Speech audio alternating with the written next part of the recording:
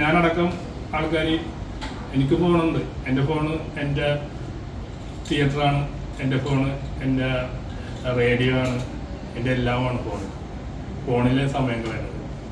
ഞാനിത് പറയാന്നുണ്ടെങ്കിൽ ഇത് നീട്ടി പറഞ്ഞിട്ടുണ്ടെങ്കിൽ ഇത് ആൾക്കാർക്ക് മനസ്സിലാകാൻ വേണ്ടിയാണ്. ഒരു ഓട്ടോ സ്റ്റാൻഡിൽ പോയി കഴിഞ്ഞിട്ടുണ്ടെങ്കിൽ 50ഓളം ഓട്ടോ ഉണ്ടെങ്കിൽ ഈ ഓട്ടോയിൽ കാണുന്ന എല്ലാവരും മൊബൈൽ നോക്കി സമയം കളയുന്ന ആൾക്കാരാണ്. 50ാമത്തെ ഓട്ടോ പോകണമെങ്കിൽ ഉച്ചവരെ നമുക്ക് മൊബൈലിൽ എൻ്റർടൈൻമെൻറ്റ് ഉണ്ട് കാണാനായിട്ട്. ആരും തിയേറ്ററിലേക്ക് വരുന്നില്ല. ഇപ്പം ഞാൻ എൻ്റെ സിനിമ കള്ളന്മാരുടെ വീട് എന്ന സിനിമക്ക് ഒരു 5 പേരെ വീടിക്ക് തിയേറ്ററിൽ കൊടുക്കാന്ന് വെച്ചിട്ടുണ്ടെങ്കിൽ എന്നെ കൊണ്ട് പറ്റില്ല. കാരണം വെച്ചിട്ടുണ്ടെങ്കിൽ ഞാൻ വിളിച്ചാൽ ആൾക്കാരൊന്നും ഇല്ല. ഇപ്പം 1000 രൂപ കൊടുത്ത് ഒരു ബിരിയാണി മേടിച്ച് കൊടുക്കാന്ന് നല്ല സിനിമ കാണാൻ ആൾക്കാർ ഒന്ന് പോടാപ്പാന്ന് പറയും. അങ്ങനത്തെ ഒരു കാലഘട്ടത്തിൽ ഇവർ പറയുന്നത് ഇവരുടെ സിനിമ, ഞങ്ങളുടെ സിനിമ നല്ലതാണ്, ഇവർ റിവ്യൂ ഉണ്ടതാണ്. ആ സിനിമ കുറച്ച് പേരെങ്കിലും തിയേറ്ററിൽ വന്ന് കാണുമ്പോൾ നല്ല സിനിമയാണെന്ന് തോന്നിക്കഴിഞ്ഞാൽ നിങ്ങൾ മറ്റുള്ള ആൾക്കാരെ അറിയിക്കുക. കുറച്ച് പാവപ്പെട്ട ആൾക്കാരാണ് സിനിമ ചെയ്തേക്കുന്നത്. അവർക്ക് മുടക്കിയ മുതൽ തിരിച്ചു കിട്ടുന്ന രീതിയിലാകട്ടെ എന്ന് ഞാൻ ആഗ്രഹിക്കാനേ പറ്റുള്ളൂ. ഒരുപാട് പടങ്ങൾ കണ്ടില്ലേ, ഒന്നും കിട്ടിയിട്ടില്ല. അവിടുത്തെ നമ്മുടെ സിനിമ കിട്ടാൻ ആഗ്രഹിക്കാനേ പറ്റുള്ളൂ. അപ്പൊ അത്രയുള്ളൂ എനിക്ക് പറയുകയാണെങ്കിൽ സിനിമയെ പറ്റി പറയാൻ ഇത്രയുള്ളൂ. നല്ല വേഷമാണ് എനിക്ക് തന്നിരുന്ന, വളരെ സന്തോഷം. 2024 എൻ്റെ സിനിമ 5-ാം തീയതി എൻ്റെ ഒരു വേഷത്തിൽ ഇറങ്ങുന്നത്. ഒരുപാട് സിനിമ ചെയ്യാനെന്ന് ആഗ്രഹമുണ്ട്, സമയമില്ലാത്തതുകൊണ്ടാണ് ചെയ്യാഞ്ഞത്. ലൈഫിൽ പൈസ ആണെന്ന് ഇല്ലാഞ്ഞത്. പൈസ വന്നപ്പോൾ ഇങ്ങനെ ചെറിയ ചെറിയ പരിപാടികളൊക്കെ ആയിട്ട് നടന്ന് പൈസയുടെ കുറേ പോയി. ഇനി 2024 കുറച്ച് സിനിമകൾ ചെയ്യാൻ ആഗ്രഹമുണ്ട്.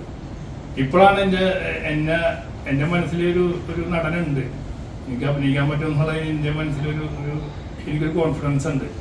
നേരത്തെ എന്നൊക്കെ പറയുമ്പോൾ ജൂനിയർ ആർട്ടിസ്റ്റായിട്ട് അഭിനയിച്ച് പോകുമ്പോൾ അവിടെ നിൽക്കണമെന്ന് പറഞ്ഞാൽ അവിടെ നിന്ന് അഭിനയിക്കണം. ഈ ഒരു 5 അടി മാറി നിന്നിട്ട് നിന്ന് ഡയലോഗ് പറഞ്ഞാൽ മതി. ചെറിയ ഡയലോഗ് കേൾക്കുള്ളൂ. അവരുടെ ഒരു ഇതുണ്ട്.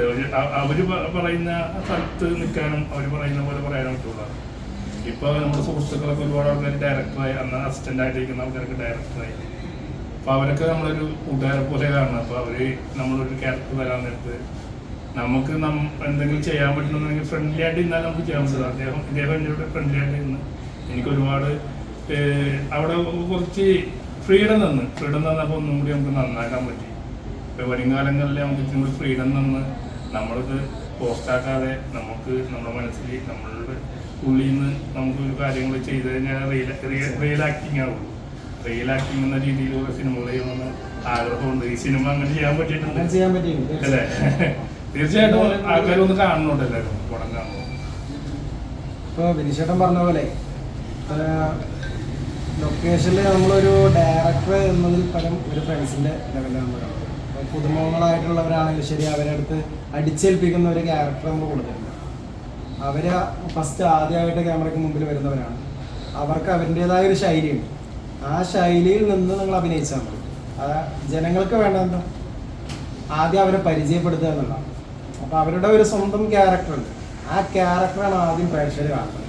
അപ്പോൾ പലരും അഭിനയിച്ച് കഴിഞ്ഞ് പിന്നെ വരുന്ന ആക്ടേഴ്സുകളുടെ സ്വഭാവങ്ങളും അതാണ് പിന്നെ പ്രേക്ഷകർ മനസ്സിലാക്കുന്നത്. അപ്പോൾ നല്ല അഭിനയങ്ങളിലൂടെ വന്നിട്ട് മോശം അഭിപ്രായങ്ങളിലേക്ക് പോയ ആക്ടേഴ്സുകൾ ഇഷ്ടംപോലെ.